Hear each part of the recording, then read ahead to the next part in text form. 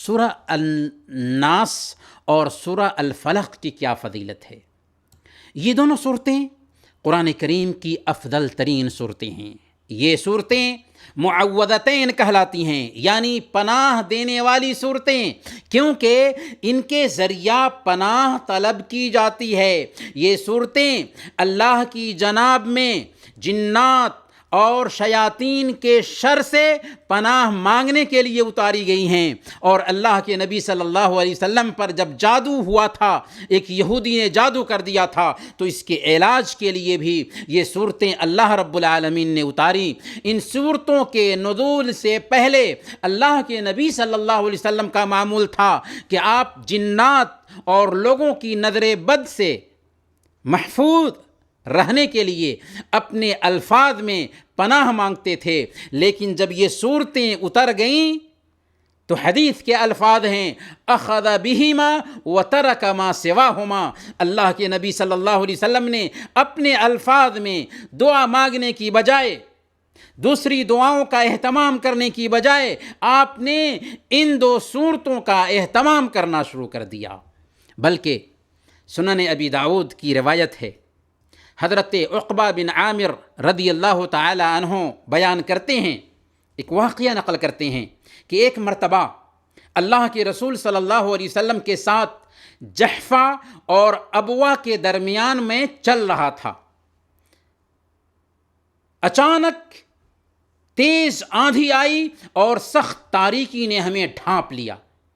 اللہ کے نبی صلی اللہ علیہ وسلم کے ساتھ جا رہے تھے کہ اچانک تیز آندھی آئی اور سخت تاریکی نے ہمیں ڈھانپ لیا۔ اللہ کے نبی صلی اللہ علیہ وسلم قل اعوذ برب الفلق اور قل اعوذ برب الناس کے ذریعہ اللہ رب العالمین سے پناہ طلب کرنے لگے، اور آپ نے فرمایا یا عقبہ تعوذ بہما فما تعوذ متعوذ بمثلہما، کہ اے عقبہ ان دونوں صورتوں کے ساتھ اللہ رب العالمین سے پناہ مانگو، کیونکہ کسی پناہ مانگنے والے نے ان دونوں صورتوں جیسی کسی اعلیٰ چیز کے ساتھ پناہ نہیں مانگی ہوگی۔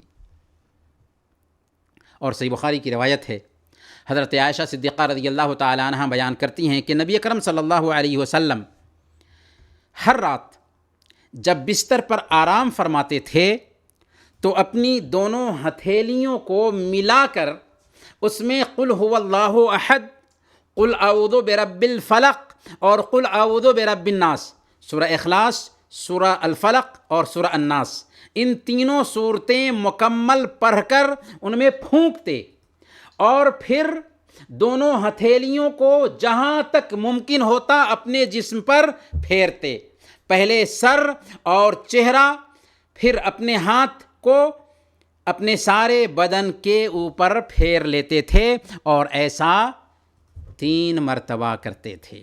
اس لیے ہمیں یہ عمل بھی ہر دن سونے سے پہلے کرنا چاہیے۔ بلکہ صحیح بخاری اور صحیح مسلم کی روایت ہے، حضرت عائشہ صدیقہ رضی اللہ تعالی عنہ بیان کرتی ہیں کہ اللہ کے نبی صلی اللہ علیہ وسلم جب بیمار ہوتے تو معوذات کی صورتیں، یعنی قل اعوذ برب الناس اور قل اعوذ برب الفلق، معوذتین ان کو کہتے ہیں، ان 2 صورتوں کو پڑھ کر کے اپنے اوپر دم کرتے تھے۔ بیمار ہوتے تو یہ 2 صورتیں پڑھ کر کے اپنے اوپر دم کرتے تھے۔ تو ہمیں بھی چاہیے کہ بیماری آئے تو ان 2 صورتوں کو پڑھ کر اپنے اوپر دم کرے۔ فرماتی ہیں کہ جب آپ مرض الموت میں تھے اور آپ کی تکلیف بہت زیادہ بڑھ گئی تھی تو ان صورتوں کو پڑھ کر کے آپ کے ہاتھوں کی برکت کی امید میں آپ کے جسم مبارک پر پھیرتی تھی، آپ ہی کے ہاتھ سے آپ کے جسم مبارک پر اس کو پھیرتی تھی، آپ کے ہاتھ کی برکت کی وجہ سے۔ تو سورہ الناس اور سورہ الفلق کی یہ اہمیت ہے۔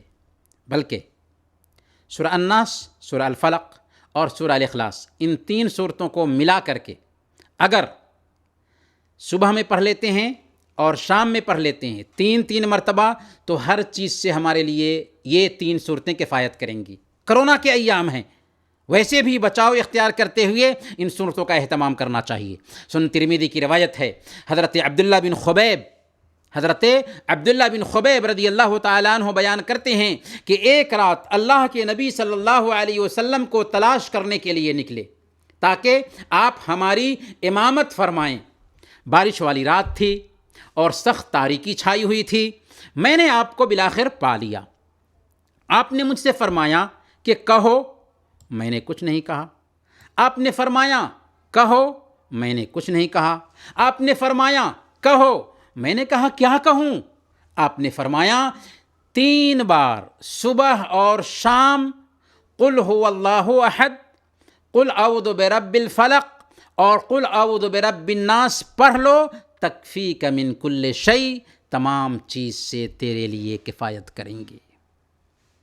صبح میں 3 مرتبہ، شام میں 3 مرتبہ قل اعوذ برب الفلق، قل اعوذ برب الناس اور قل هو اللہ احد، یہ 3 صورتیں پڑھ لیں، ہر چیز سے ہمارے لیے کفایت کریں گی۔